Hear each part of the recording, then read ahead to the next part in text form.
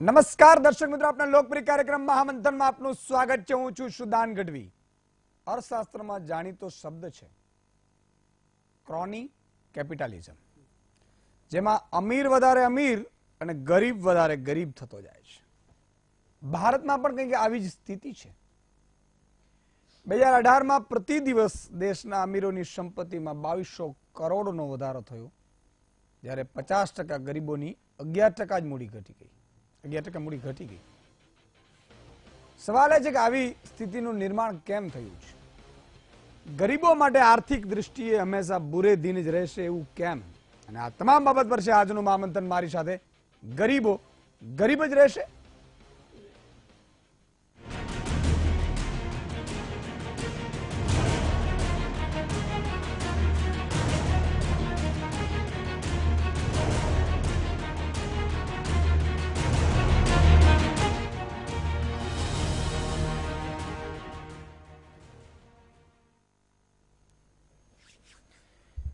મિત્રો, આજે જે ચર્ચા કરવા બધું ગોઠવાઈ ગયા છે ને? બરોબર.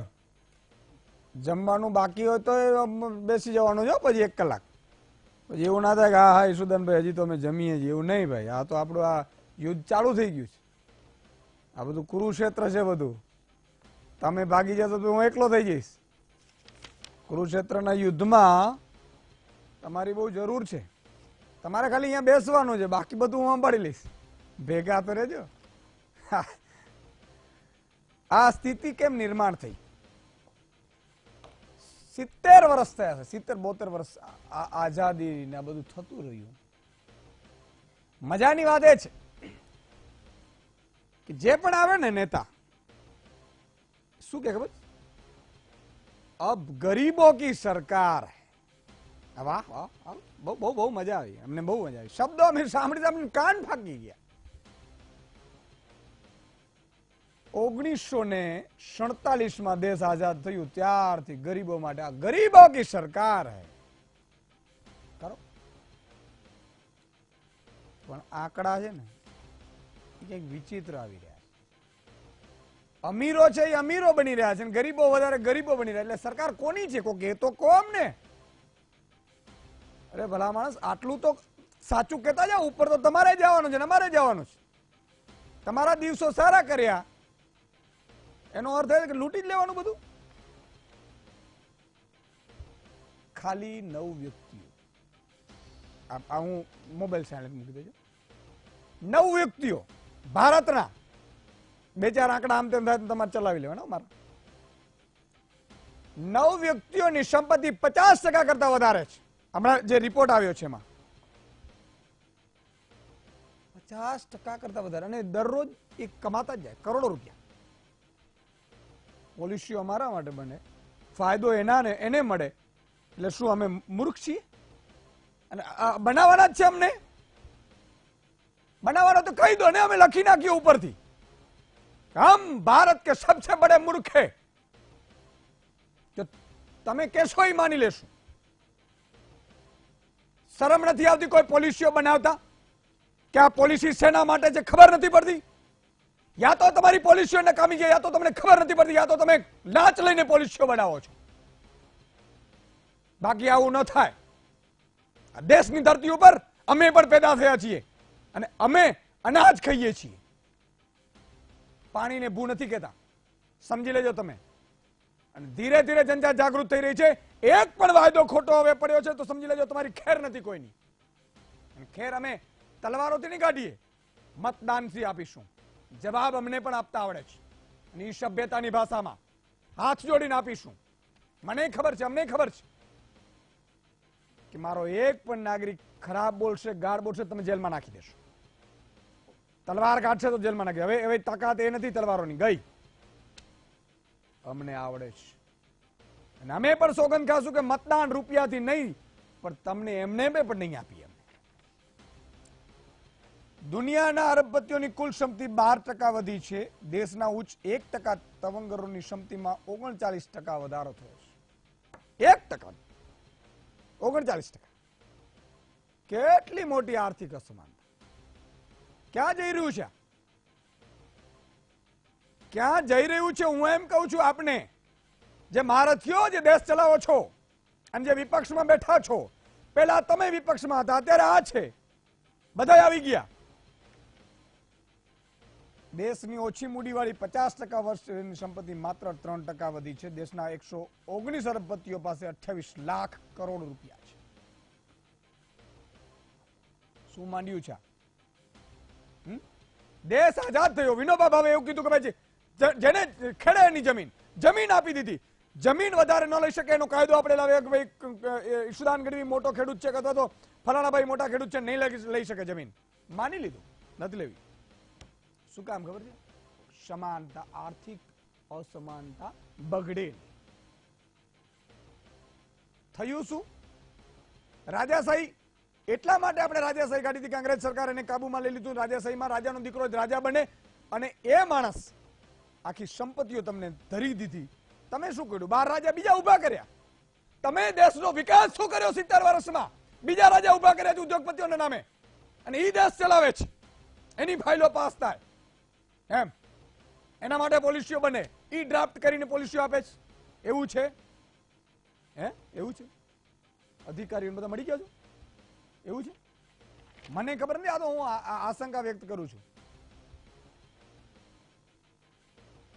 મુકેશભાઈ ને અદાણીભાઈ ને બધા સારી વાત છે, હોવા જોઈએ સંપત્તિવાન, પણ હું એમ કહું છું કે એટલા બધા પણ સાહેબ, ગરીબ વધતો જાય ને અમીર વધતો જાય. કાં તો તમારી પોલિસીમાં ગડબડ છે, કાં તો તમારામાં ગડબડ છે, કાં તો તમારી નિયતમાં ગડબડ છે. આ ભાજપ કોંગ્રેસ બંને આવી જાય છે. જે રીતે તમે કરો છો સાહેબ, હું એમ કહું છું કે આજે તમારા પાસે સત્તા છે, સત્તાનો દુરુપયોગ કરી રહ્યા છો, અને આજે કદાચ આ દરબાર તમને છોડી મૂકશે. માની લેજો તમે બે સંપીલા હશો તો, પણ ઉપરવાળાના દરબારમાં તમારા હિસાબ ચોખ્ખા થવાના છે, અને એવા ચોખ્ખા થશે કે તમે કલ્પના નહીં કરી હોય. ત્યાં લાગવગ નથી ચાલતી. જો ત્યાં લાગવગ ચાલતી હોત તો ભગવાન રામ 14 વર્ષ જેલમાં ગયો અને પાછળથી એના પિતાનું મૃત્યુ ન થાય, દશરથનો. એને લાગવગ ન ચલાવી શકે. કર્મનો સિદ્ધાંત અહીંયા આવે છે. જો કર્મનો સિદ્ધાંત ન આવતો તો 2 વર્ષમાં રેલવે સ્ટેશન ઉપર જે ભીખ માંગે છે બાળક, એ બાળકે 2 વર્ષમાં કોઈ એવા ખરાબ કર્મ નથી કર્યા. એ આગલા જન્મના હોય એમ માનીને ચાલો.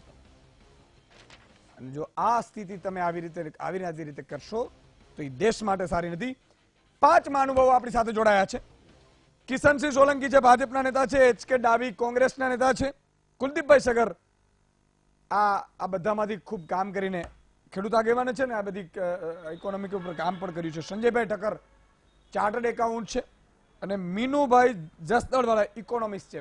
5 મહાનુભાવોનું ખૂબ ખૂબ સ્વાગત છે. શરૂઆત કુલદીપભાઈ મારે આપણાથી કર્યું, સમજવું છે કે બધા એમ કે છે, એવું નહીં કે આ ભાજપ કે કોંગ્રેસ કે આમ કરી નાખશું ગરીબો માટે ને આમ કરી નાખશું ગરીબો માટે. ગરીબો ગરીબ થાય છે, અમીરો અમીર થાય છે.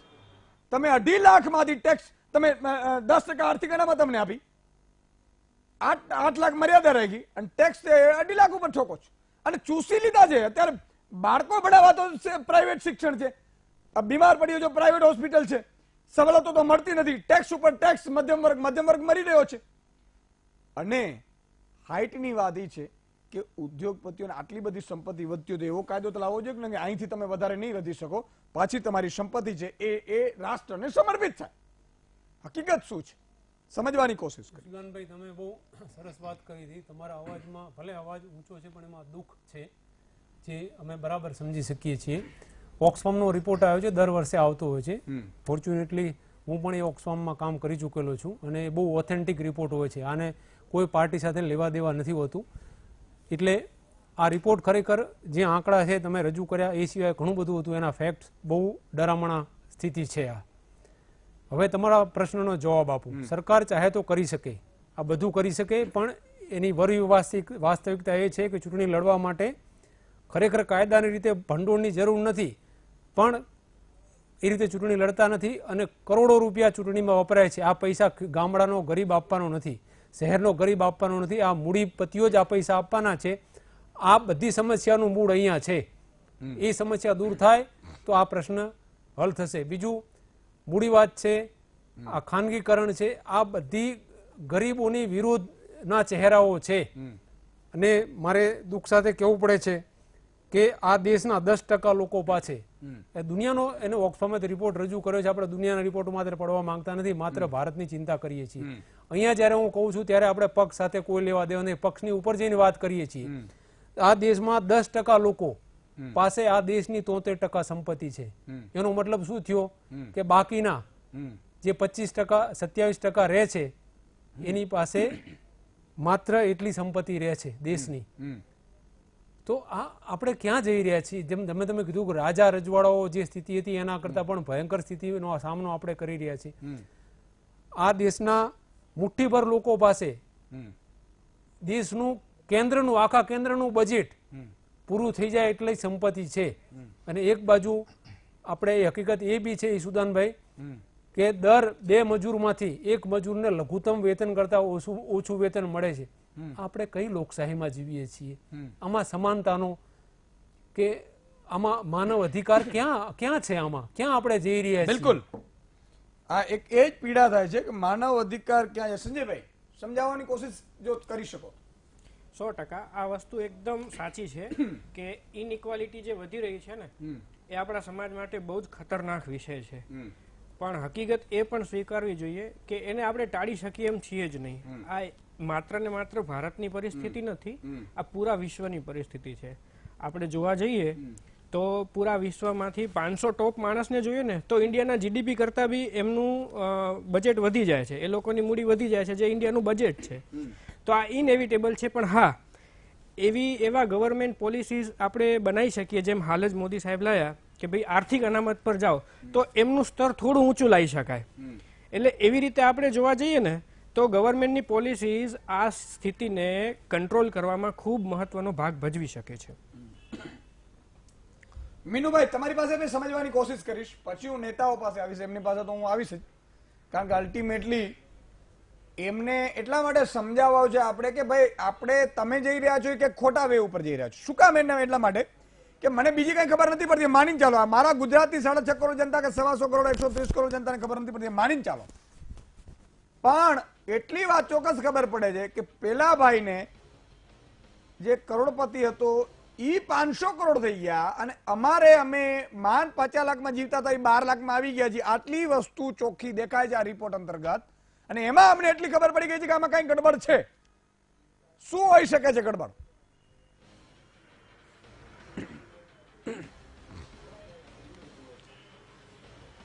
જો ઈસુદાનભાઈ, તમે તમારી પ્રસ્તાવનામાં જે વાત કરી કે ખાલી ફોર્મેટ બદલાણા છે, રાજાશાહી હતી એમાંથી લોકશાહી થઈ, આપણે એ જાણવું બહુ જરૂરી થઈ પડે કે તમે ગમે એટલી આર્ગ્યુમેન્ટ્સ કરો કે તમે ગમે એટલી ડિબેટ્સ કરો, પાયાના જે ક્લાસ છે, લોઅર ક્લાસ અને મિડલ ક્લાસ, એ લોકો અત્યારે દુઃખી છે, એમાં કોઈ બે મત નથી.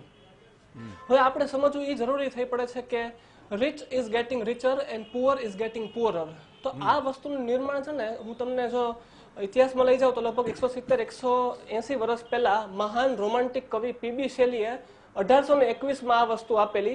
એને ઇન્ડસ્ટ્રીયલાઇઝેશન જોયું અને ત્યારે એને એવું થયું કે આ ટર્મ, આ એફોરિઝમ આપવી જરૂરી છે. અને અત્યારે આપણે 21મી સદીમાં પણ આ વસ્તુ જોઈએ છે. તો આપણે કારણો તપાસવા બહુ જરૂરી થઈ પડે છે કે કઈ એવી પરિસ્થિતિનું નિર્માણ થયું કે રિચ ક્લાસ છે વધારે રિચ થાય છે અને પુઅર ક્લાસ વધારે પુઅર થાય છે.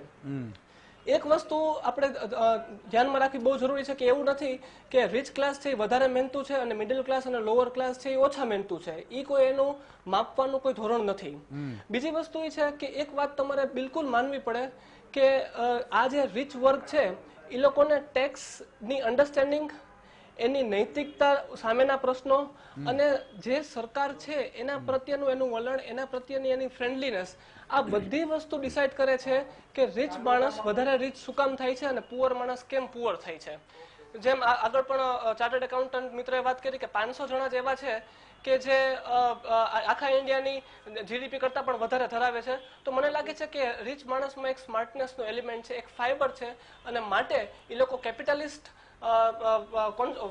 વે ઓફ લાઈફ તરફ જઈ રહ્યા છે એવું બિલકુલ આપણને અત્યારે જોવા મળે છે. બિલકુલ. મેં કીધું ને મિત્રો કે દેશના 1% તવંગરોની સંપત્તિમાં 39% વધારો થયો ને. આ અરબપતિઓની સંપત્તિ દિવસે કેટલી હોય? 2200 કરોડ રૂપિયા વધે છે. તમે વિચાર કરો, 2200 કરોડ. એટલી ચીસો પાડો તો નહીં પાડી શકી. બળના દીકરાઓની આટલી વધે છે. મારે એ શબ્દ એટલા માટે આ મજાનો શબ્દ છે, એટલે અહીં કંઈ અપશબ્દ નથી, પણ વાત એટલા માટે કરવી છે કે આટલી સંપત્તિ વધી રહી છે એનો અર્થ એ થયો કે ક્યાંક સરકાર આને મદદ કરી રહી છે, ક્યાંક વિપક્ષના નેતાઓ અથવા તો જે નેતાઓ અને બાબુઓ છે એ આમને મદદ કરી રહ્યા છે. કઈ રીતે કરી રહ્યા છે એ સમજીએ. પહેલા હું કોંગ્રેસના નેતા પાસે જઈશ, HK ડાબી. ડાબી સાહેબ, આ બધી કહાનીઓ આમ તો ભાજપની કે કોંગ્રેસની સરકાર જે સ્થિતિ નિર્માણ થઈ રહી છે, આમાં ચોર લૂંટારા એટલા માટે થઈ રહ્યા છે કે તમે આ ગ્લાસ પાણીનો ભર્યો હોય, હવે હું જ બધો પી જાઉં, તમારે એક જ ઘૂંટડો આપું 5-5 ને, એટલે તમે ભૂખ્યા રહેવાના છો, અને ભૂખ્યા એકાદ દિવસ કે 2-4 કે 10 દિવસ રહી શકશો. આ પરિસ્થિતિ શું કામ નિર્માણ થઈ રહી છે? આપે પ્રસ્તાવનામાં ઘણી બધી વાત કરી કે આ જે 70 વર્ષ થયા આઝાદીને, તેમ છતાં આર્થિક અસમાનતા, જેને આપણે એક રીતે કહીએ તો નૈતિક રીતે એક ક્રિમિનલ બિના કહેવાય, અને વૈશ્વિક રીતે સાહેબે પણ વાત કરી કે વૈશ્વિક દરેક દેશમાં આ વધી રહ્યું છે. એની પાછળનું મેઇન કારણ તો કેપિટાલિસ્ટ ઇકોનોમી જે અને ફ્રી માર્કેટ જેને આપણે કહીએ છીએ, એક મુખ્ય કારણ છે. કેમ કે જ્યારે આપણે લિબરલાઇઝેશન રિફોર્મ્સ આપણા દેશમાં 1991 પછી એક્સેપ્ટ કર્યા, ત્યારે આપણે ફ્રી ટોટલ માર્કેટ કરી નાખ્યું. પહેલા જે મોનોપોલિસ્ટિક હતું કે ભાઈ અમુક વસ્તુ સરકાર બનાવશે અને અમુક ભાવે વેચશે, એ વસ્તુ નહીં, પણ હવે કોર્પોરેટ્સને છૂટ આપવામાં આવે.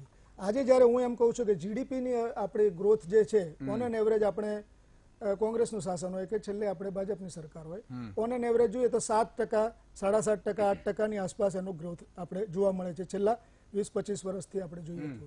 એ ગ્રોથ આપણે જોઈએ તો કોર્પોરેટ્સના પ્રોફિટ, આપણે કોર્પોરેટ્સના બેલેન્સ શીટ તમે એકવાર ચેક કરીએ, આપણે જોતા હોઈએ તો ઘણા કોર્પોરેટ્સ એવા પણ છે કે જે 200% પ્રોફિટ્સ બતાવે છે. એ ક્લિયરલી દેખાય છે કે આ અસમાનતા થઈ રહી છે, અને એ કોના ભોગે થઈ રહી છે? કે પ્રજાના ભોગે, ઉપભોક્તાના ભોગે થઈ, આપણા ભોગે થઈ. તમે જે વાત કરી કે અમારા ભોગે થઈ રહી છે, તો એને ક્યાંક ને ક્યાંક આપણે કોઈ જગ્યાએ એને રિસ્ટ્રિક્ટ કરવી જોઈએ. એ જ રીતે તમે જો અમુક પગારની સિસ્ટમ, પગાર ધોરણો છે, અમુક લોકો 12 કરોડ 15 કરોડના પેકેજ લે છે. ઘણા દુનિયાના ઘણા એવા દેશો છે, દાખલા તરીકે હું ઓસ્ટ્રેલિયાનો આપણે એક્ઝામ્પલ આપું, એની અંદર એ લોકોએ પગારની એવી વ્યવસ્થા ગોઠવી છે કે સૌથી વધુમાં વધુ પગાર લેતો કર્મચારી અને સૌથી ઓછામાં ઓછો પગાર લેતો કર્મચારી, એ બંને વચ્ચેનું અંતર એ લોકોએ મિનિમમ રાખ્યું છે. દાખલા તરીકે ઓછામાં ઓછો લેતો હોય $10 લેતો હોય તો વધારે $50થી વધારે ન હોય. જ્યારે અહીંયા આપણે એકદમ બિલકુલ જેને કહેવાય ને એબનોર્મલ, અસામાન્ય વધારો અમુક લોકો અને અમુક કર્મચારીઓને આપવામાં આવતો હોય છે. એ પણ સાહેબે કીધું કે એમની જે ક્ષમતા છે એમાં કંઈ જાજો ફરક નથી. એક મેન્યુઅલ લેબર કરે છે, એક મેન્ટલ લેબર કરે છે, પણ એટલો બધો એબનોર્મલ એને આપવામાં આવે છે, જેના કારણે પણ એક આર્થિક અસમાનતામાં કન્ટિન્યુઅસલી વધારો થઈ રહ્યો છે.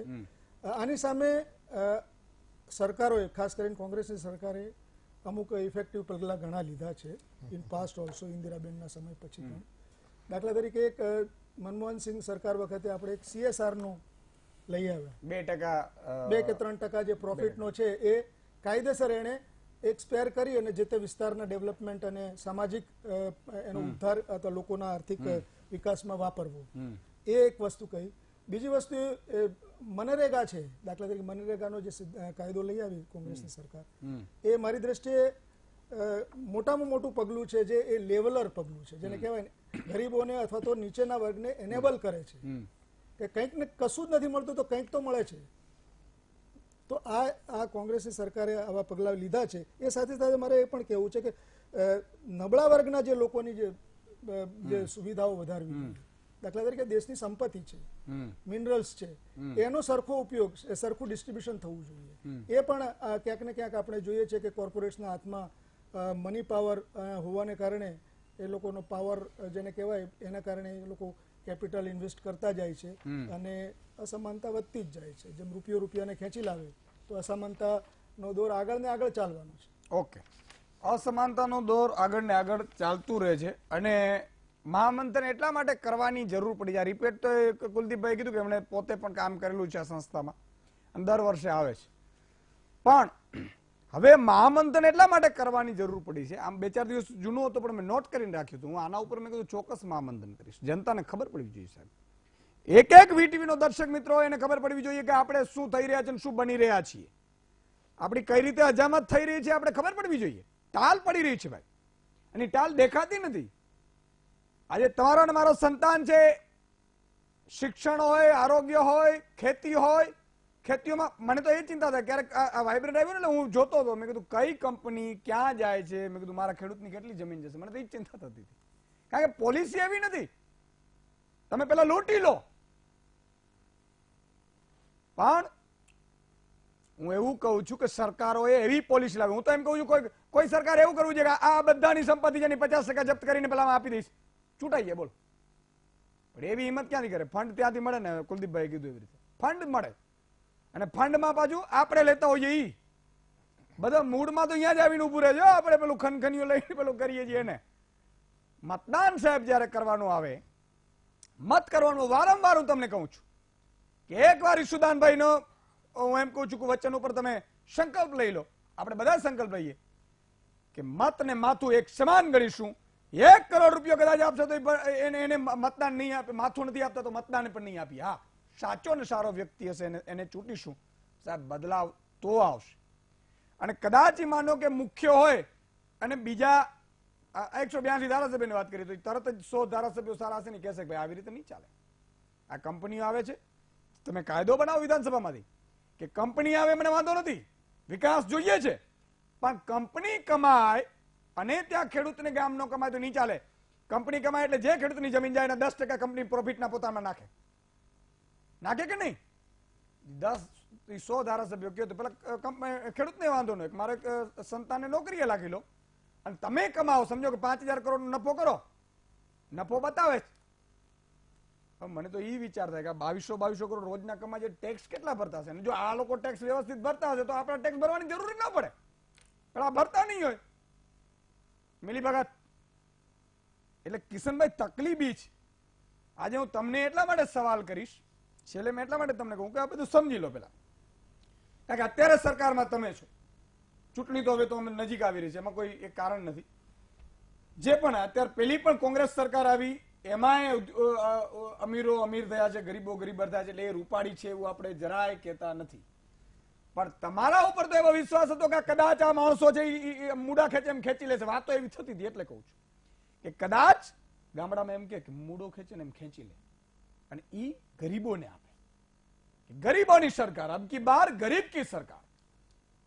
ક્યાંય સાહેબ ગરીબોનું ભલું થયું હોય ને એવું મને આમાં કાંઈ દેખાતું નથી. આ રિપોર્ટમાં તો બિલકુલ નહીં. 18 વર્ષની વાત, 2200 કરોડ રૂપિયા રકમ, મને ચિંતા થાય છે કે યાર મારા ગરીબની એક આંસુ છે એ કોઈ દર્દ સમજતું નહીં હોય. Kishanbhai, Isudanbhai, it's a very good subject. Financial inequality, આર્થિક અસમાનતા, સારો સબ્જેક્ટ છે આપણે લીધો. અને સંજયભાઈ બહુ સરસ વાત કરી. 170, 180 વર્ષ અથવા 200 વર્ષ પહેલાની આ વાત છે. એના લીધે જ દુનિયામાં માર્ક્સિસ્ટ, લેફ્ટિસ્ટ, બીજા જેટલા પણ વાદો આવ્યા, જે ચાઇના, રશિયા એના ઉદાહરણો છે. આ આર્થિક અસમાનતાના લીધે જ આ લોકો અને એ લોકોની વિચારધારા દુનિયાભરમાં પ્રસરવાનો પ્રયત્ન થયો હતો. અને અમુક અંશે યુરોપ, રશિયા જેવા યુરોપના અમુક કન્ટ્રીઓ, ચાઇના, રશિયા એના પ્રભાવ હેઠળ આવી ગયેલા હતા. કરેક્ટલી સેડ કે વિશ્વના 10% ગરીબ લોકો 49% ટેક્સ ભરતા હોવા છતાં ખાલી 26 લોકો પાસે અડધી દુનિયાની સંપત્તિ છે. આપણે ઇન્ડિયાની વાત કરીએ તો ટોચના 10% લોકો પાસે દેશની 77.7% સંપત્તિ છે, જેમાં 1% લોકો પાસે 51% કરતા વધારે સંપત્તિ છે. એટલે આ અસમાનતા છે. હવે આ અસમાનતાના કારણોમાં જવું પડશે અને દુનિયા આની સામે છેલ્લા 200 વર્ષથી ઝઝૂમી રહી છે. આપના દર્શકોને આપના માધ્યમથી આ જણાવતા મને મારી સમજ પ્રમાણે હું જણાવી રહ્યો છું કે આ સિસ્ટમની શરૂઆત થઈ હતી લાયસન્સ રાજ પ્રથાથી. જે દેશોમાં, અને આપણે હિન્દુસ્તાનમાં છીએ તો હિન્દુસ્તાનની વાત કરું, ડાભી સાહેબ બેંકમાં પણ છે અને વિશેષજ્ઞ છે ફિનાન્શિયલ, તો એમને પણ આ વસ્તુની ખબર પડશે કે જ્યાં જ્યાં લાયસન્સ રાજ પ્રવર્તતા હતા તો એ લોકોને જ લાયસન્સ પ્રથામાં લાભ થતા ગયા, જે લોકો લાયસન્સ લેવામાં પોલિટિકલ સહયોગથી આગળ વધતા ગયા. Middle class, lower caste, lower upper class અને મિડલ અપર ક્લાસ, આ લોકો હંમેશા પોતાની બચત કરતા ગયા.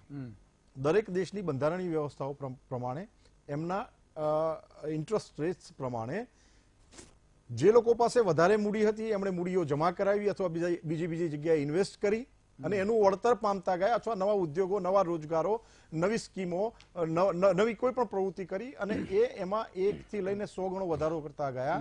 જેવું સિસ્ટમ બોલ્યો કે લોઅર અપર, મિડલ અપર, આ લોકો પોતાની મૂડીને માત્ર ઇન્ટરેસ્ટ પૂરતી સીમિત રાખતા ગયા. અને આ મુદ્દો આપણા દેશના લોકો ખાસ ધ્યાન રાખે, કારણ કે અલ્ટિમેટલી વિશ્વ, જે હમણાં ડાભી સાહેબે વાત કરી ને તમામ લોકોએ વાત કરી કે મુક્ત અર્થતંત્ર થઈ ગયું છે આખા વિશ્વનું, તો હવે એ જમાનો નથી રહ્યો કે તમને તમારી મૂડીનું વળતર ઇનફ મળશે.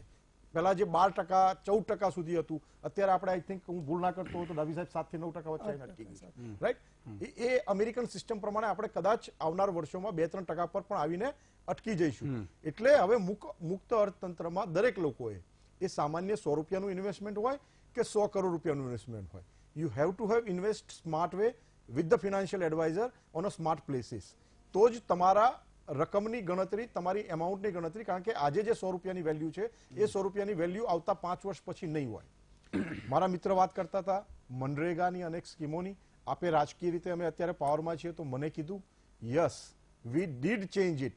4.5 વર્ષમાં આપ ઉજ્જવલા યોજના લઈ લો, બાકી ડિરેક્ટ ટ્રાન્સફર બેનિફિટ યોજના લઈ લો. અમે આ જ કામ કર્યું છે ઈસુદાનભાઈ શાસનમાં આવ્યા પછી, અને એટલા માટે જ અમે ગાળો ખાવાનો અમારા માટે વારો આવ્યો છે કે અમે અમીરોને ગરીબ બનાવવાનું શરૂ કર્યું છે. અમે ડાયરેક્ટ બેનિફિશરીને, કે જે એમના રાજીવ ગાંધીજી કહી ગયા હતા કે હું 1 રૂપિયો મોકલું છું 85 પૈસા ખવાઈ જાય છે, અમે એ 6-7 કરોડ લોકો જે જન્મ્યા જ નહોતા હિન્દુસ્તાનમાં, એમને શોધી કાઢ્યા, એમને સિસ્ટમમાંથી નાબૂદ કર્યા. અને ડિરેક્ટ બેનિફિટ દ્વારા એ ખેડૂત હોય, વંચિત હોય, શોષિત હોય અને ગરીબ હોય, આ તમામ લોકોના ખાતામાં સીધી રકમ, રાજ્ય સરકારોની અને કેન્દ્ર સરકારોની સીધી રકમ એમના ખાતામાં જમાવવાની ચાલુ કરી. એટલે આર્થિક અસમાનતા જે છે એ બધા માટે ચિંતાનો વિષય છે. ભારતીય જનતા પાર્ટીએ ઓનેસ્ટલી કામ કર્યું છે. વચ્ચે જે પંજો 85 પૈસા ખાઈ જતો હતો એ પંજાને દૂર કરવાનું કામ કર્યું છે. અમે લોકોના ખાતામાં સીધા પૈસા જમા કર્યા છે, પણ સ્ટીલ ક્વેશ્ચન ઇઝ ધેર. પ્રશ્ન ત્યાં ઉભો જ છે. હજી સરકારોએ ઘણું બધું કામ કરવાનું બાકી છે. અમે પારદર્શક વહીવટ દ્વારા, ડિજિટલાઇઝેશન દ્વારા દરેક લોકોને તક મળી રહે, સ્ટાર્ટઅપ ઇન્ડિયા દ્વારા, મેક ઇન ઇન્ડિયા દ્વારા દેશના તમામ લોકોને રોજગારીની તકો મળી રહે, આવકની તકો મળી રહે. તમે એવું કહો 5 વર્ષ ઓછા પડે એટલે 50 વર્ષ આપો? નહીં, બિલકુલ નહીં. અમે ભારતીય જનતા પાર્ટી પક્ષ તરીકે એનડીએ સરકારે અને એના વડા, જે વિકાસનો પર્યાય છે, વિકાસનું બીજું નામ છે, શ્રી મોદી સાહેબે સતત એ વંચિત વર્ગની, એ કચડાયેલા વર્ગની, એ ગરીબોની, એ ખેડૂતોની હંમેશા ચિંતા. 2018 નો છે, 2018 નો આંકડો છે. દેશના અરબપતિઓની સંપત્તિ 2200 કરોડ દિવસે વધી છે, અને 50% ગરીબોની મૂડી 11% ઘટી છે. આપણા દેશના 119 અબજપતિઓમાંથી ગત વર્ષમાં ખાલી 18 જ વધ્યા છે, ગત 5 વર્ષમાં. ઓલરાઈટ, એટલે એ સંખ્યા અબજોપતિ વધે સારી વાત છે દેશ માટે, એમાં પણ કઈ ખોટું નથી. હું એમ કહું છું અરબપતિઓની સંપત્તિ દિવસે 2200 કરોડ વધી છે, અને 50% ગરીબોની મૂડી 11% ઘટી છે. હું એ એક્સપ્લેન કરી ચૂક્યો છું આપને કે આપણી ગરીબોની ઘટી કેમ? આપણા દેશની જે વ્યવસ્થા છે, મારા ઘરની પણ વ્યવસ્થા છે ને, ઈસુદાનભાઈ તમારા ઘરની પણ વ્યવસ્થા છે કે આપણે સેવિંગ્સમાં માનીએ છીએ. લોઅર અપર, મિડલ અને મિડલ અપર, આ માત્ર સેવિંગ્સમાં માનતો હતો, ઇન્વેસ્ટમાં નહોતો માનતો. હવે પરિસ્થિતિઓ બદલાઈ છે, હવે લોકો ઇન્વેસ્ટ તમે જે બધી વાત કરો છો ને કિશનભાઈ, બહુ સાચી વાત છે, પણ મને જ્યાં ગડબડ લાગે છે ને ક્યાં છે કે અત્યારે હું કિશનભાઈને હું એમ કહું કે આ છું નહીં, આ તો ખાલી કહું પછી માની લેવાનું. કિશનભાઈ હું કહું કે એક કામ કરો, ગુજરાતમાં પાણી તમે આપો. આખા ગુજરાતમાં કિશનભાઈ સિવાય પાણી કોઈ નહીં આપી શકે, અને કિશનભાઈ આખા ગુજરાતનો કોન્ટ્રાક્ટ આપી દે, એટલે કિશનભાઈ બીજા 20 ને બીજા 20 ને હવે પેટા કરીને આપે. પછી કિશનભાઈ રાત્રે કમાય, દિવસે ડબલ કમાય, પછી બીજી રાત્રે ડબલ કમાય. તમારો આ પોલિસી થાય છે, મેટર પોલિસીની. હા, બસ તમારો એ મુદ્દો હું સમજ્યો. એ પોલિસી ચેન્જ કરવાનું કામ જ ભારતીય જનતા પાર્ટીની સરકારોએ કર્યું છે. થઈ નથી, ના થઈ રહ્યું છે. અમે ડાયરેક્ટ લોકોને, મેં આપને કીધું કે જે 85 પૈસા ખુદ એમના પ્રધાનમંત્રી શ્રી કહી ચૂક્યા હતા કે હું 1 રૂપિયો મોકલું છું, 85 પૈસા જતા રહે છે. એ કયો પંજો લઈ જયો તો 85 પૈસા અમે લોકોના ખાતામાં સીધા જમા કરાવ્યા. અમે મુદ્દો નથી ભટકાવી રહ્યો, અમે કોમ્પિટિશન ચાલુ કરી છે. આવો ઇન્વેસ્ટ કરો, બરાબર છે. આવો કોમ્પિટિટિવ વર્લ્ડમાં આમંત્રણ છે સૌનું. વાઇબ્રન્ટ માટે ભલે એ લોકો માછલા ધોવે, વાઇબ્રન્ટ એ લોકો ક્યારેય સમજી જ નહીં શકે. એ પણ મીટ દરેક લોકો માટે એક જગ્યા હતી, ગ્લોબલ લાયસન્સ હતું, ઇન્વેસ્ટ કરવા માટેનું, રોજગારીની તકો ઊભું કરવા માટેનું. એ જે સમજી શકશે એ જ સમજી શકશે એ વાતને. વિરોધ માટે આક્ષેપતા તો આપણે અત્યારે રાજનીતિ માટે અહીંયા ભેગા નથી થયા કે હું આક્ષેપ કોઈ એમના ઉપર કરું, પણ મેટર ઓફ ફેક્ટ એ છે પણ એક પોલિસી વસ્તુ ચેન્જ, છે. આપની બિલકુલ. વાત સાથે એગ્રીડ કે પોલિસી ચેન્જ જરૂરી છે. પોલિસીઓ એવી બને છે Yes, જે yes, ઉદ્યોગપતિઓને yes, ફાયદો કરે yes, છે. yes. અને તમે સારા વ્યક્તિ, જો મને ખબર છે ડાભી સાહેબ પણ સારા વ્યક્તિ છે, પણ તકલીફ એ છે કે આવા મહાનુભાવ જે અહીંયા આવે છે મહામંદિરમાં, એના હાથમાં મારી જેમ કઈ હોતું નથી. ઈ રજૂઆત કરી શકે, કારણ કે કરવાનું તો પ્રધાનમંત્રી ને મુખ્યમંત્રી હોય અને વિપક્ષના નેતાઓએ કરવાનું હોય, ખડકે ને આને બધાને. એટલે તકલીફ ક્યાં પડે છે સાહેબ? તમે કઈ કહેવા માંગતા ડાભી સાહેબ? પછી હું કુલદીપભાઈ નો. જે મુદ્દો ભટકાવવાની આપ વાત કરતા હતા ને, કિશનભાઈએ જે વાત કરી કે ભાઈ 85 રૂપિયા વ્યય થઈ જતા હતા, અને પણ મારું એ કહેવાનું છે કે વાઇબ્રન્ટની પણ વાત લઈ આવે છે. એકચ્યુઅલી આપણે ચર્ચા કરીએ છીએ એક આખું all together economy, socio economy, એટલે એના ઉપર જો વધારે આપણે ફોકસ કરીએ, એટલે હું એમાં એક વસ્તુ એડ કરવા માંગુ છું એડ કરો કે મારી દ્રષ્ટિએ 1969માં ઇન્દિરાબેન ગાંધીએ બેંકોનું રાષ્ટ્રીયકરણ કર્યું. એ સૌથી મોટામાં મોટું પગલું હતું જે આર્થિક અસમાનતા દૂર કરે. એમાં ગરીબો ગરીબ જ રહી ગયા ડાભી સાહેબ, એમાં ગરીબો હતા જ નહીં ક્યાંય. ડાભી સાહેબ, હવે એવા નેતાની જરૂર છે, મારે એવા પ્રધાનમંત્રી જરૂર છે કે આ 20-20 અડધી રાષ્ટ્ર માટે કરી દે, એવા મહાનુભાવની જરૂર છે. સુદાનભાઈ, મારી વાત પૂરી નથી થઈ. બેંક રાષ્ટ્રીયકરણની હું જે મુદ્દો કહેવા માંગુ છું, મેક્સિમમ લાયસન્સો જલ્દી પૂરી કરો, જલ્દી પૂરી કરો. હા, જલ્દી પૂરી કરું છું કે એની અંદર એના પહેલા જે ખેડૂતોની હાલત હતી કે ખેડૂતો પ્રાઇવેટ મની લેન્ડર્સ પાસેથી પોતાના ઘરના દાગીના ઘર મૂકીને લેતા હતા. એ બેન્કિંગ રાષ્ટ્રીય ક્લાસ બેન્કિંગ, માસ બેન્કિંગ, માસ બેન્કિંગમાં ફેરવાયું. આજે 10 લાખ કરોડ રૂપિયા ખેડૂતોને બેન્કિંગ સિસ્ટમમાંથી એગ્રીકલ્ચર ધિરાણ આપવામાં આવે, thanks only to Indira Gandhi. Kuldeepbhai, હવે આમાં તમે જે કહેતા હતા ને કે માથામાં ટાલ પડે છે, ટાલ પડે એ દુઃખની વાત છે, પણ આ તો ટાલની સાથે સાથે ચામડી બી માથાની જઈ રહી છે. હા, એ વાત તમે નવી લાવી. એટલે આ આપણા માટે ચિંતાનો વિષય હોવો જોઈએ. અને સાહેબ જેમ કહેતા હતા કે આ વાસ્તવિકતાને નકારી શકાય એવું નથી, હું એમાં સહમત નથી. આ કોઈ એવું નથી કે ના કરી શકાય, એવો કોઈ ઈશ્વરીય આદેશ નથી કે તમે સમાન વહેંચણી ના કરી શકો. દેશ અને દુનિયામાં થઈ છે. સામ્યવાદ ફેલ ગયો હોય તો એના ઇમ્પ્લિમેન્ટેશનમાં હું સામ્યવાદનો સપોર્ટ કરવા માટે આવ્યો નથી, પણ એક વિશ્લેષક તરીકે તમને કહું છું, સામ્યવાદ જ્યાં પણ ફેલ ગયો છે, સામ્યવાદમાં ખામી કદાચ નહીં હોય, એને ઇમ્પ્લિમેન્ટેશનમાં ખામી છે. દુનિયાના એવા કેટલાય દેશો છે જ્યાં સામ્યવાદ સમાનતા લાવવામાં સફળ રહ્યો છે, જેમ કે ક્યુબા એક સરસ મજાનું ઉદાહરણ છે. બીજું, ટેક્સ ચોરીના સાહેબ, ભલે ટેક્સ તમે ગમે એમ લો, પણ ટેક્સ ચોરીના ઉદ્યોગપતિઓ જે છે ને, આ બધા રસ્તા જાણે છે કે ટેક્સ કઈ રીતે બચાવવો. એટલે એ જ્યાં સુધી સરકાર પારદર્શિતા આમાં નહીં લાવે ત્યાં ટેક્સ ચોરીઓ થતી રહેવાની છે. ઉદારીકરણ, ખાનગીકરણ, વૈશ્વિકરણ, ઇમ્પેરિયલિઝમ, આ બધા ગરીબોની મજાક છે. જ્યાં સુધી વિકાસને તમે આર્થિક મુદ્દો બનાવશો ત્યાં સુધી આ દેશના ગરીબોનો વિકાસ નહીં થાય. અને સમાજ વિકાસ, તમારે સમાજને વિકાસનું માપદંડ બનાવવો પડે, સામાજિક વિકાસનું. હમણાં સાહેબ બોલતા હતા કે CSR ની કોઈ વાત કરી.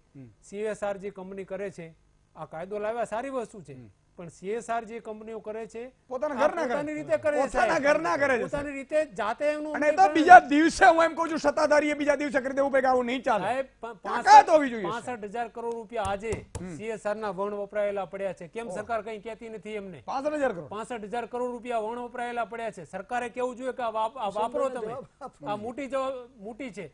અને બદલાવ તો આમ આવી શકે સાહેબ, તમારામાં નિયત સાફ હોવી જોઈએ. એક નાનકડા વિરામનો સમય થયો છે, વિરામ બાદ તુરંત મળીએ છીએ. જરૂર પડી અથવા તો સમય મળ્યો તો ફોન લાઈન ખોલીશું, ચિંતા ના કરતા, કારણ કે તમે હશો નહીં તો તમારા વતી હું તો છું જ, બધાને એકલો હજારે છે, ચિંતા ના કરતા, પણ કદાચ લાગી ગયો તો ફોન ઉપર કરી લઈશું વિરામ બાદ. દર્શક મિત્રો, ફરીથી આપનું સ્વાગત છે, કારણ કે સમય ફટાફટ છે એટલે હું વધારે નહીં બોલું, પણ એક વસ્તુ છે, દેશના 13.6 કરોડ લોકો દેશની સૌથી ગરીબ 10% વસ્તીમાં સમાવેશ થાય છે.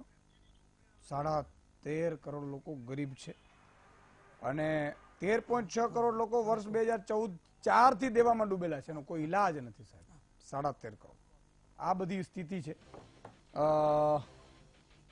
જે રીતે આખી ઘટના થઈ રહી છે, સંજયભાઈ, આનો ઉકેલ શું? આનો ઉકેલ એ રીતે કાઢી શકાય કે પહેલા તો જે ટેક્સેશનના કાયદાઓ છે, જે લોકોની વેલ્થ અંડર ટેક્સ્ડ છે, જે પૂરું ટેક્સેશન, જે લોકો પૂરો ટેક્સ નથી ભરતા, એને પહેલા ટેક્સ ભરાવવો પડે.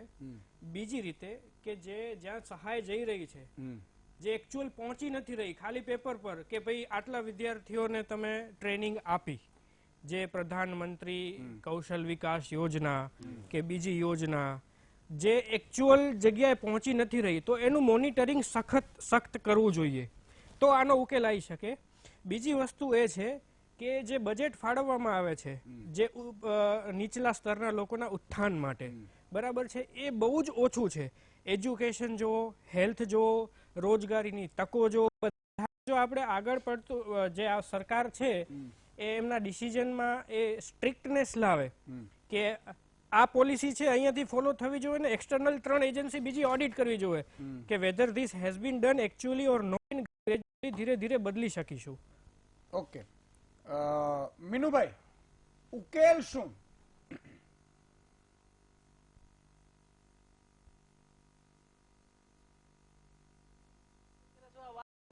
પેનલ ઉપર બેઠા બધા વ્યક્તિઓને ખૂબ હસવું આવશે, પણ મને લાગે છે કે વિજય માલ્યા અને નીરવ ચોકસીને જો પાછા લઈ આવો ને તો આ 13.5 કરોડ જે વ્યક્તિઓ છે એ બધાનું દેવું માફ થઈ જાય ને ખૂબ સારું જીવન સ્તર ઉપર એને તમે મેઇન સ્ટ્રીમ લાવી શકો. બહુ સાચી વાત છે. પણ વિજય માલ્યા ને પેલા ચોકસી બોક્સી બધા ભાગી ગયા, ભાઈ પાસપોર્ટ જપ્ત કરે. વિજય માલ્યાને ભારતીય જનતા પાર્ટીની એનડીએ સરકાર લંડનમાં ઇકોનોમિક ફ્યુઝિટિવ એક્ટ હેઠળ આ દેશનો પ્રથમ કિસ્સો એવો છે કે આપણે એમને લંડનની કોર્ટમાં ગુનેગાર સાબિત કરવામાં સફળ રહ્યા છીએ અને આગળ પણ સફળ રહી એમને પાછળ આવીશું. અનફોર્ચ્યુનેટલી આપ જે 2 વ્યક્તિઓના બાકી બીજા 2 વ્યક્તિઓના નામ નથી બોલ્યા, એ તમામને લોન આપવાનું કામ ચાલુ પ્લેનમાં ફ્લાઇટમાં આપણા જે મૌન કહેવાતા હતા એ વડાપ્રધાને ખુલ્લેઆમ સ્ટેટમેન્ટ આપી અને દેશના બ્યુરોક્રેટ્સને એક બીજા અર્થમાં ચેતવણી અથવા ધમકી આપી હતી કે આપણે કિંગફિશર એરલાઇનને કોઈપણ રીતે મદદ કરવી જોઈશે, એમને તકલીફમાંથી બહાર કાઢવા જોઈશે. આમને લોન આપવાનું કામ પણ કોંગ્રેસની સરકારોએ કર્યું હતું. ભારતીય જનતા પાર્ટીની એનડીએ સરકારે એમને પાછા લાવવાનું કામ કર્યું છે, ચાલુ છે અને બહુ જલ્દીથી વિજય માલ્યા ભારતમાં આવશે. બીજો પ્રશ્ન તમને, કારણ કે મારે જવાબ એટલા માટે લેવો છે, નહીં આપજો તમે, હું એકવાર પૂછી લઉં, પાછું હું ભૂલી જાઉં છું. પાછું તકલીફ એ છે કારણ કે પછી ઘણા બધા એવું વિચારે કે શું મને પણ એનો પાછો મને ખબર પડી જાય કે આ પૂછવા આ જ માંગે છે જનતા, આ જનતા માટે જ છે ને. કિશનભાઈ, તમે કહો છો કે હું એ જ કહું છું કે 70 વર્ષથી આ જ સાંભળીએ છીએ કે અમે ગરીબો માટે કરી છે, અમે ગરીબો માટે છે, અને ગરીબો ઊંડા ઉતરતા જાય છે. એમાં 2 જ કારણ હોઈ શકે. મેં કીધું એમ, એક તો એકાદ બાબા રામદેવની જ વાત કરું, માથું નીચે હોય, પગ ઉપર હોય, અને પછી યોગના આસન શીખવાડતા હોય, પછી બધાને આંકડા આપે કે ભાઈ કાળો ધન આવશે તો આમ થઈ જશે, ફલાણું આમ થઈ જશે, સ્વદેશી અપનાવો, સ્વદેશી અપનાવો. પેન્ટ જીન્સ ઉપર પોતે આવી ગયા અને અબજોપતિ ખરબોપતિ પોતે થઈ ગયા.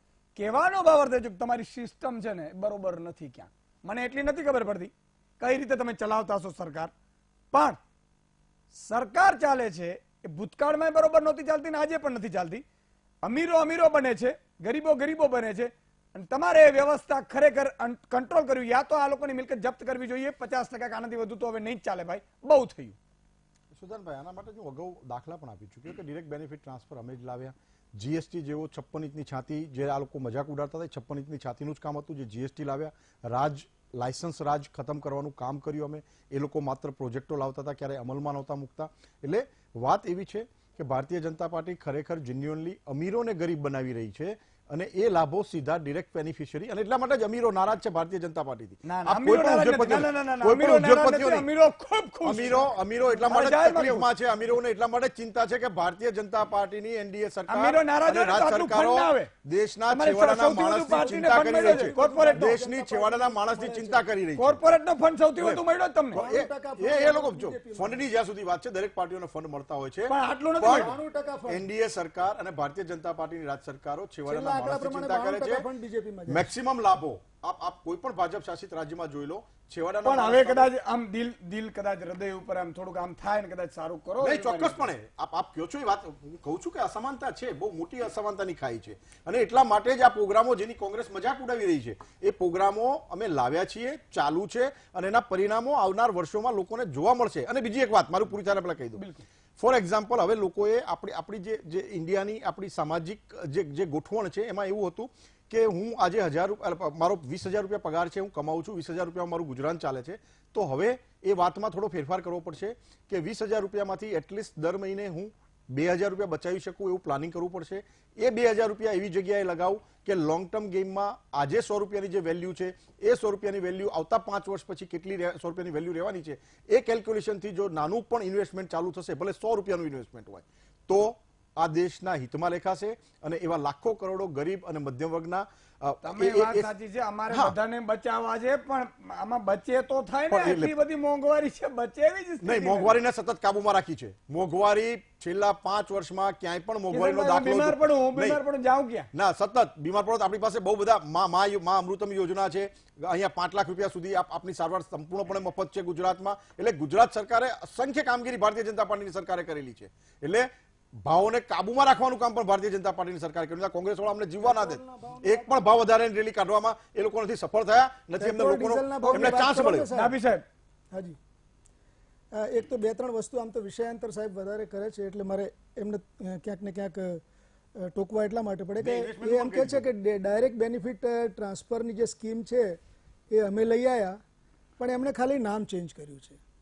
મનમોહન સિંહ સરકારમાં ફાઇનાન્શિયલ ઇન્ક્લુઝનનો બહુ મોટો પ્રોજેક્ટ હતો, જેની અંદર ગામે ગામ બ્રાન્ચો ખોલી બેંકોની અને ખાતા ખોલવાનો પ્રોજેક્ટ ચાલુ જ હતો. એમને ખાલી પ્રધાનમંત્રી જનધન યોજના નામ બદલ્યું હતું જ છે. સાહેબ છે ને મોટું બીજું કંઈ કરતા નથી, ખાલી કોસ્મેટિક ચેન્જીસ કરે છે. એ આપણે બધાને ખબર પડી ગઈ છે હવે. એટલે હું એમ કહેવા માંગતો હતો કે આપણે જે ઉકેલની વાત કરતા હતા, તો ઉકેલમાં મારે 1-2 વાત કરવી છે. ઉકેલની અંદર હમણાં દાખલા તરીકે 2 મેરેજીસ હમણાં રિસન્ટલી થયા. એક અજીમ પ્રેમજીની ડોટરનું મેરેજ થયું, જેની કદાચ કોઈને ખબર પણ નહીં હોય. એમણે બિલકુલ સાદાઈથી લગ્ન કરી અને બાકીના જે પૈસા એના માટે ફાળવેલા હતા એ પોતાનું અજીમ પ્રેમજી ફાઉન્ડેશન છે એની અંદર જમા કરાયા, જે CSR એક્ટિવિટી કરી રહ્યા છે અને બહુ મોટા પાયે સાયલેન્ટલી કરી રહ્યા છે, ક્યાંય દેખાતી નથી. એની સામે બીજા એક ઉદ્યોગપતિ, બહુ નામી, તમે નામ બોલી ગયા છો, મારે નામ બોલવાની જરૂર નથી, બધા જાણીએ છીએ કેવી રીતે કેટલા વૈભવ અને ઠાઠથી થયા. તો આ એક તફાવત એ છે કે ઉદ્યોગપતિ પોતે પાર્ટિસિપેશન કરે સોશિયલ સેક્ટરમાં, હેલ્થ સેક્ટરમાં. વાત કાઢી છે તો વચ્ચે કહી દઉં, આ ભારતીય જનતા પાર્ટીની એનડીએ સરકાર છે ઉદ્યોગપતિઓ માટે કમ્પલસરી 10% સોશિયલ એક્ટિવિટીમાં વાપરવા માટેનો કાયદો. 10% નથી, 2% છે, વપરાય છે, નથી વપરાતા. 3% કાયદો કોંગ્રેસના શાસનમાં આવ્યો અને એ 10%નું વાત એ કહે છે, મને એમ છે કે ક્યાંક ને ક્યાંક ચેક કરવી પડશે. એટલે જે ઉદ્યોગપતિઓ છે પોતાનું પાર્ટિસિપેશન અને એન્ગેજમેન્ટ એક જવાબદારી આમાંથી 50% ગરીબોને જે ઉદ્યોગપતિઓ છે એક જવાબદારી રીતે, કારણ કે એ પણ એમને ઉદ્યોગપતિઓને પણ દેશની અંદર જરૂરિયાત છે, કેમ કે ઇન્ડસ્ટ્રીયલ ડેવલપમેન્ટ ન થાય તો આપણી આર્થિક પ્રગતિ અટકી જાય. તો એ લોકોને ઇન્વેસ્ટમેન્ટ કેપિટલની એક પણ જરૂર છે. જે આર્થિકના એના મૂળ પાયાના જે 4 ફેક્ટર્સ છે એમાં કેપિટલ પણ એક મોટામાં મોટું ફેક્ટર. જો કેપિટલ ના આવે તો આપણા ઉદ્યોગો આગળ આપણી પ્રગતિ ના થાય, એમની પણ જરૂર છે. પણ સાથે સાથે એ લોકોનું એવું એન્ગેજમેન્ટ્સ હોય કે સોશિયલ સેક્ટરમાં પોતાનું જવાબદારીપૂર્વક વધારે, નહીં કે દયાની રીતે. દાખલા તરીકે અમુક માણસો 2% આપી દીધા અને છૂટી ગયા એવું નહીં, પણ એ લોકો એમાં પાર્ટિસિપેટ થાય. આ એક મોટામાં મોટો મારી દ્રષ્ટિએ ઉકેલ છે. કુલદીપભાઈ, હવે આમાં ઈસુદાનભાઈ એવું છે કે ચૂંટણી જ્યારે લડે ને માણસ, ત્યારે 5 વીઘા કે 10 વીઘા જમીન હોય છે. 5 વર્ષ પૂરા થતા કરોડપતિ નહીં અબજોપતિ બની જાય છે. તો આ પૈસા ક્યાંથી આવે? ગરીબો માટે લડવું હોય અને પછી મોંઘી વેન લાવે, મોંઘી ગાડીઓ લાવે, મોટા મોટા ફાર્મ કરે, આ પૈસા ક્યાંથી આવે છે? એટલે આનું સજેશન હું એ રીતે આપું છું કે જ્યારે તમે ઉદ્યોગપતિઓને વિકાસ કરવા માટે જમીનો ખેડૂતોને લઈને આપો છો વાંધો નહીં, પણ એ જ્યારે જમીન આપો ત્યારે એવો કાયદો લાવો કે એ કંપની જેટલા પ્રોફિટ કમાય એમાંથી ખેડૂતને ભાગીદાર રાખો. તમે એ નિયમ જ એવો બનવો જોઈએ, નહીં તો તમે આ તો ઉલટું કરી રહ્યા છે. પાક વીમા જેવી યોજના લાવો છો, ગરીબ ખેડૂતના પૈસા લઈને એમને આપો છો. હમણાં એક મારા મિત્ર છે રતનસિંહ મીડોડિયા, એમનો ફોન હતો કે ગીર સોમનાથમાં 68 કરોડ રૂપિયા 62 કરોડ રૂપિયા મળવા જોઈતા હતા ખેડૂતોને, પણ આપણે એ 100% પાક નિષ્ફળ જાય તો ચલો આપણે 50% પાક નિષ્ફળ ગયો છે એવું માની લઈએ, તો એની સામે એને કેટલો 68%ના અડધા મળવો જોઈએ, એના બદલે એ લોકોને માત્ર 2 કરોડ અને 36 લાખ રૂપિયા મળ્યા છે. અને આ પૈસા ગયા ક્યાં? આ ઉદ્યોગપતિઓને જે તમે ખાનગી વીમા કંપનીઓ પસંદ કરી છે, આ ખેડૂતોના પૈસા તમે એને ગરીબ તો બનાવી જ રહ્યા છો, એના પૈસા લઈને તમે ઉદ્યોગપતિને આપી રહ્યા છો. હવે આમાં હું સજેશન તમને આપવા માંગીશ કે 3 મુખ્યત્વે આના સજેશન છે. આના માટે એક તો સર્વગ્રાહી વિકાસનું મોડેલ અપનાવવું પડશે. એમાં સરકારે, કેન્દ્ર સરકારે, રાજ્ય સરકારોએ સૌથી વધારે શક્ય એટલું શિક્ષણ પાછળ અને આરોગ્ય પાછળ બજેટ વાપરવું જોઈએ. આ લોકો વાપરતા નથી, એટલે ખાનગી શાળાઓ અને ખાનગી 5 સ્ટાર હોસ્પિટલો અમલમાં આવી રહી છે અને કોઈ આજે સરકારી હોસ્પિટલમાં કોણ જવા માટે તૈયાર? તમે જઈને આવો મોટી કોર્પોરેટ હોસ્પિટલમાં જાઓ, માત્ર ઉદ્યોગપતિઓ નહીં સામાન્ય લોકો પણ ત્યાં જાય છે. એનો મતલબ શું છે કે સરકારી હોસ્પિટલોમાં એમની કેર લેવામાં આવતી નથી, એટલે ત્યાં જાય છે. બનાવી પણ એનું કઈ રીતે થાય છે? બીજું એક વસ્તુ છે, એક મિનિટ સાહેબ, અને આંકડામાં પારદર્શિતા લાવવી પડશે. ખેડૂત જયારે દેવું હોય ત્યારે તમે કેમ જાહેર કરો છો? ઉદ્યોગપતિને નામ જાહેર કરો, કોણ કોણ કરજો નથી ચૂકવતા. અને મારા મિત્ર કિશનસિંહભાઈ કહેતા હતા કે માલિયા આલિયાના ત્યાંથી ફ્યુજિટિવ જાહેર કર્યો, બધું બરાબર, પણ પેલા જવાબ શું કામ દો છો તમે? અને એ વાત આવે ત્યારે કોંગ્રેસ ઉપર તમે શું કામ પહોંચી છો? ભાઈ કોંગ્રેસે નથી કર્યું, કોંગ્રેસે લોન આપી દીધી, અમે તો પકડી લાવવાનું કામ કરીએ છીએ. જવા કેમ દો છો તમે? આ તો કોઈ એક મિનિટ અભી સાહેબ, આ કોઈ બનાના રિપબ્લિક નથી. તમારી પાસે દરેક એરપોર્ટમાં પોલીસ બેઠેલી છે. પાસપોર્ટ જપ્ત કરીને જવા ના દેશો? રાતોરાત કઈ રીતે જઈ શકે છે? સાહેબ આપને એ જ વાત કહેવા માંગુ છું કે એ નોટિસ એવી હતી કે એમને જવા ન દેવાની નોટિસ હતી. એની સામે ઇન ફ્લાઇટ જ્યારે પ્રધાનમંત્રી શ્રી એમ કહેતા હોય કે કિંગફિશર તકલીફમાં છે, આપણે કિંગફિશરને બચાવવા માટે પ્રયત્ન કરો, આવું જ્યારે ઇન ફ્લાઇટ ઓપનલી કહેતા હોય અને છતાં કોંગ્રેસ આની નફટાઈથી બોલી શકે છે. આઈ એમ સરપ્રાઇઝ. એક મિનિટ, બે અસત્યો ભેગા થઈને એક સત્યનું નિર્માણ કદાપી ના કરી શકે. એ લોકોનું જે કરેલું અસત્ય છે એની સામે બીજું અસત્ય તમે જોડો તો સત્યનું નિર્માણ કદાપી નહીં થાય. છેલ્લી વાત મારે કહેવી છે, આ દેશના ગરીબોનું, અને જે મોટા 75% 90% લોકો ગરીબ, અને એની પાસે માત્ર 27% છે, એટલે દેશનો ચોથા ભાગની સંપત્તિ એમની પાસે છે. પોણા ભાગની સંપત્તિ માત્ર 10% લોકો પાસે છે. એ ગરીબોની જો તમે ચિંતા કરતા હોય તો સેફટી નેટ એટલે ગરીબોને કંઈક તમે લાવીને યોજના કરવી પડશે. આજે તમે નરેગા લાવ્યા, નરેગાનું કેટલું ઇમ્પ્લિમેન્ટેશન થાય છે? એમાં માનવોએ કામ કરવાની વાત હતી, એમાં તમે મશીનરીનો ઉપયોગ કરો છો, તમે ખોટા જોબ કાર્ડ બને છે. આનું અમલીકરણ થતું નથી. આ ગરીબોની મજાક છે સાહેબ. બિલકુલ. નાનકડા એક વિરામનો સમય થયો છે. વિરામ બાદ દર્શક મિત્રો ફોન લાઈન પણ ખોલીશું, આપનો મત પણ જાણીશું. પણ મારો ઉદ્દેશ એટલો જ છે, સરકારને અપીલ કરું છું, ઉદ્યોગપતિઓ જોતા હોય તો એને અપીલ કરું છું, અને ખાસ કરીને એના પરિવારને. હું એમ કહું છું, મંત્રીઓ હોય કે નેતા હોય ને, એના પરિવાર જુએ ને અને એ એમને સલાહ આપે ને તો ખરેખર ફેર પડે. એટલે હું એમને હાથ જોડીને વિનંતી કરું છું, સંતાનો, પત્ની અથવા તો ભાઈઓ, કે હરામનું ન ખાઓ. ઉદ્યોગપતિઓના કહેવાથી પોલિસીઓ ન બનાવો. પોલિસીઓ બનાવો જનતાના હિત માટે બનાવો. આજે પોલિસીઓ બનાવે પછી આમાં તો ગડબડ કઈ રીતે થાય ખબર? પેલા બેંકોમાંથી લોન લઈ લે પછી સેટલમેન્ટ થાય કે એક કામ કરો, 20,000 કરોડ છે ને, તો પેલા એમ કે સાહેબ 2,000 કરોડ ભરું, 2,000 કરોડ તમારા, 4,000 કરોડ મને છૂટો કરી દો. છૂટો કરી. આજે જે હમણાં કીધું ને કે ભાઈ ફાર્મ હાઉસ કેમ થાય છે, ફાર્મ હાઉસ આમ થાય છે. મને બધી ખબર આમ થોડી ઘણી પડે જો તમારા બધાના આશીર્વાદથી, પણ અહીંયા ડોક્યુ કરાય નહીં, કારણ કે એ સાપના ડર છે બધા, એનાથી દૂર રહેવાય, કારણ કે એને પહોંચશે ઉપરવાળો. આપણે તો તમે જાગૃત થઈ જાવ એટલે બહુ પૂરું થઈ ગયું. અહીંયા સાપના ડરમાં હાથ ન નખાય, મને ખબર છે. એટલે પણ વિરામ બાદ તુરંત આ ધરતી ઉપર જયારે આપણે જન્મ લઈએ છીએ ને ત્યારે એકદમ કપટ વગર કંઈ પણ નિષ્કલંક હોઈએ છીએ, પણ માણસ વાતાવરણમાંથી એવો ઘડાય છે, ઉચ્ચસ્યો થઈ જાય છે, અને એનાથી પણ હદ થાય ત્યારે એ નકામો રાજકારણી થઈ જાય છે. નકામો રાજકારણી કોને કહેવાય? બધાને બહુ ખોટું લાગશે કે ઈસુદાનભાઈ આવું બોલે છે, પણ હું નહીં બોલીશ તો તમને કહેશે કોણ? કારણ કે ભગવાન તો ત્યાંથી મૂર્તિમાંથી બોલી નથી શકતા, ભગવાન મૌન થઈ ગયા છે. કલિયુગમાં ભગવાન તો નથી બોલતા ને. તમારા નેતા તમને બોલતા નથી, સંતાનોને તમે આપો છો લૂંટી લૂંટીને, એટલે એને મજા આવે છે, એટલે એને ખબર નથી પડતી. એટલે હું આપને કહું છું નેતાઓને કે એક વસ્તુ નથી આવવાની સાથે. સિકંદર ખાલી હાથે ગયો છે સાહેબ. સિકંદર, અલેક્ઝાન્ડર, જેને આખી વિશ્વ ઉપર એમ કહેવાય કે પોતે એવું કીધું કે હું આ બધા ઉપર રાજ કરું છું. સિકંદર ખાલી હાથે ગયો છે. તમને એવું છે કે તમે લઈને જશો? બીજું કે અહીંયા તમે ગડબડ કરી શકતો, તમારી સરકારો નેતાઓને આ બધું માની લઈએ, પણ માની લેજો 100 જેટલું પર ત્યાં લઈ નથી જતા, કારણ કે એના કાયદા બહુ ફિક્સ છે, અહીંયા લાગવગ નથી ચાલતી. હું પહેલે પણ કહ્યું, અને એટલા માટે હું કહું છું કે સુધરી જાઓ. અને આજે સુધરવાનો મોકો છે. આજે સંકલ્પ લો, ઘરે બેઠા બેઠા અહીંયા સંકલ્પ લો. જમતા હો તો અહીંયા કોડિયું મૂકીને સંકલ્પ લો કે હવે, પેલા આપણે વડવાઓ સંકલ્પ લેતા હતા વેર હોય ત્યારે કે હું ધૂળની ચપટી નાખીને ખાઈશ, આ વેર ત્યાં સુધી પૂરું નહીં કર્યું. હવે એવો સંકલ્પ લો કે હું હરામનો રૂપિયો જ્યાં સુધી પાછું નહીં આપું ત્યાં સુધી હું ધૂળની ચપટી અંદર નાખીને ખાઈશ. આવા સંકલ્પ લો સાહેબ, મજા આવશે, જીવવાની મજા આવશે, ઊંઘ આવશે. ઊંઘની ગોળીઓ લેવી પડે છે ને? નહીં લેવી પડે. એક દર્શક મિત્ર જોડાયા છે રાજુભાઈ ગાંધીનગરથી. જી રાજુભાઈ. ईशुदान भाई जय माता जी। જય માતાજી. सबको पता है इस देश का भविष्य भूखा और नंगा क्यों है। हाँ। दुखनी बात ये है कि આપણે કર ભલા હો ભલા માનવ સેવા એ પ્રભુ સેવાના મંત્રને ભૂલી ગયા છીએ।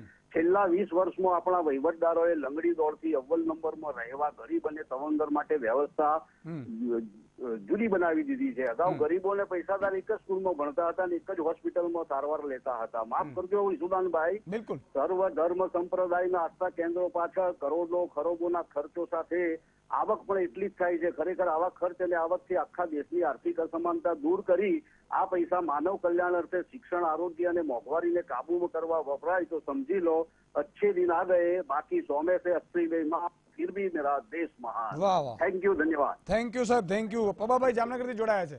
જી પપ્પાભાઈ. ઈશુદાનભાઈ, હાજી, જય માતાજી। જય માતાજી.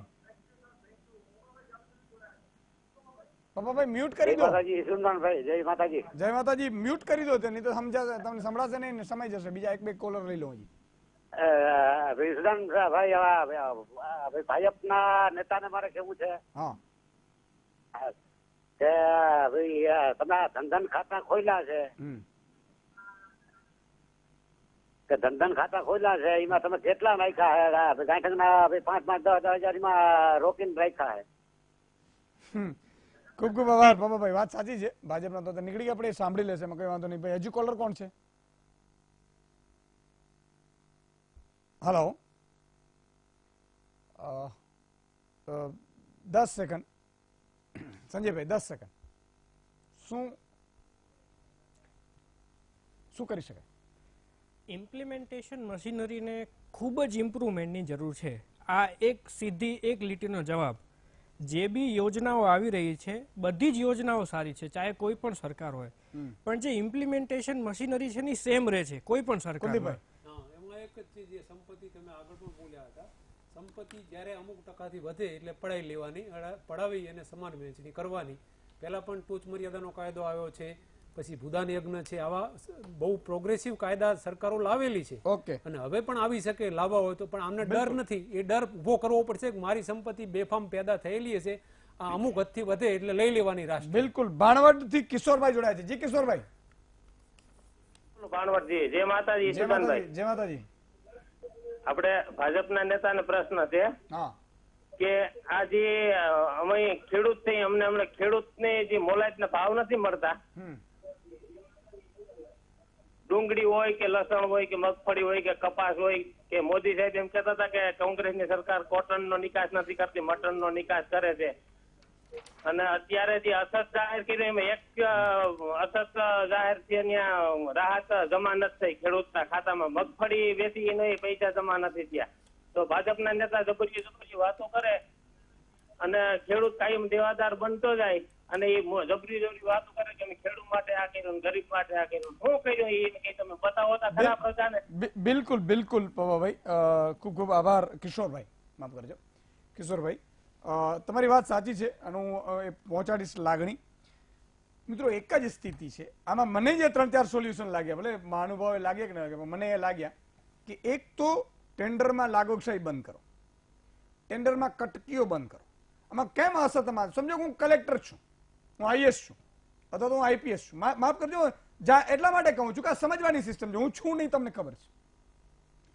હવે એ આઈએસ ના હાથમાં, કલેક્ટર હાથમાં આવ્યા કે ભાઈ 5,000 કરોડનું 2,000 કરોડનું બજેટ હોય એટલે 10% એટલે 200 કરોડ, 200 કરોડ એટલે એ થઈ ગયો સંપત્તિવાન 200 કરોડ.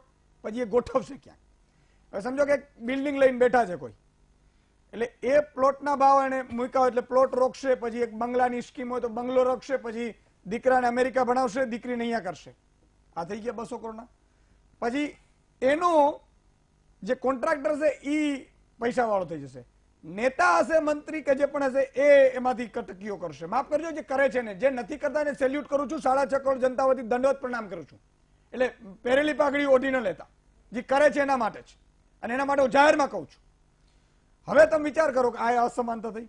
બીજું કે એકને એક કોન્ટ્રાક્ટરને વારંવાર રિંગ કરીને તમે કોન્ટ્રાક્ટરને આપો એટલે એ કોન્ટ્રાક્ટર વારંવાર માલામાલ થતો જાય. રિંગ કરીને કંપનીઓને આપો કંપનીઓ એમ કે મારે અહીંયા પ્લાન્ટ નાખવું છે તો કામ કરો, તમને આટલી બધી સવલત આપી દેશું. એટલે એ આખું ગામની બધાની લૂંટીને તમે કંપનીઓને આપી દીધી.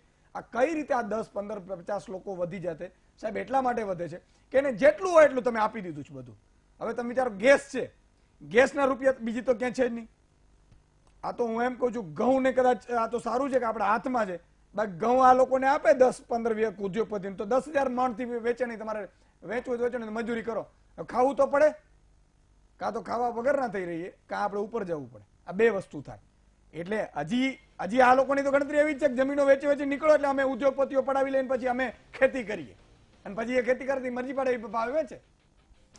સ્થિતિ એ છે કે જ્યાં સુધી ઉદ્યોગપતિઓની માટે તમે પોલિસીઓ બનાવો છો, ટેન્ડરોમાં તમે કટકીઓ કરો છો, તમે પ્રજાના પૈસે તમે રાજ કરો છો સાહેબ, ત્યાં સુધી આ દેશ રાજ્ય કે એ હિન્દુસ્તાનનો બોલો નહીં થઈ શકે. એના માટે તમારે નક્કર એક પગલું બનાવવું પડશે. હું ન ખાવા દઈશ, ન ખાઈશ કે ન ખાવા દઈશ. અને આ પગલે તમારે જવું પડશે.